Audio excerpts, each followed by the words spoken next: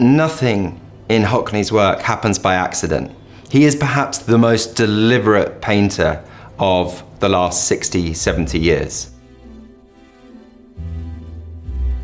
L'Arbois Sainte-Maxime by David Hockney from 1968 is one of the most magnificent masterpieces from this seminal 60s decade by arguably the most important painter living today.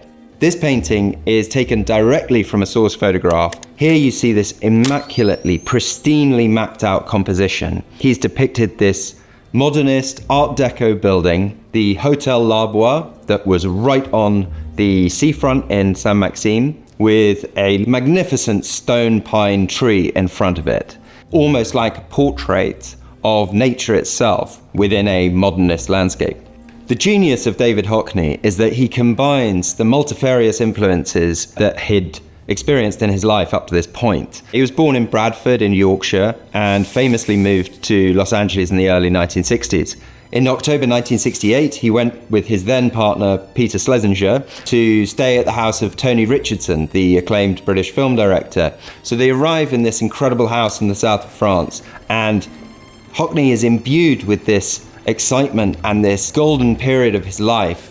It's easy to forget that by the time he paints this work, he's only 31 years old, but he's already portraying masterful powers of analysis and perception that are completely in sync with the zeitgeist of his time.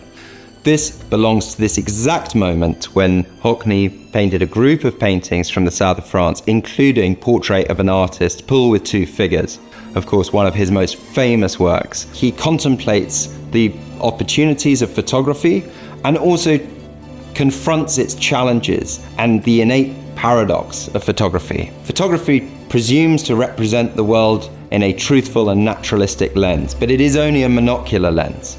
And so the treatment of perspective and indeed perception in photography is fundamentally different from how we view and experience the world. He famously said that painting is more real because it contains time within it. And compared with the chemical process of developing photographs, here every individual brushstroke of this beautiful canvas is rendered in such precise, clean detail. Today, 56 years after David Hockney created this incredible painting, we're extraordinarily aware of his contribution to art history. The recent succession of spectacular retrospective exhibitions have really given us this grand historical oversight. His contribution to the shape of art history in his lifetime has been immense. Here we have the opportunity to see it right at its inception, at a turning point, when he was instilling all of the lessons of art history and his own personal experience. And that makes for something really historic.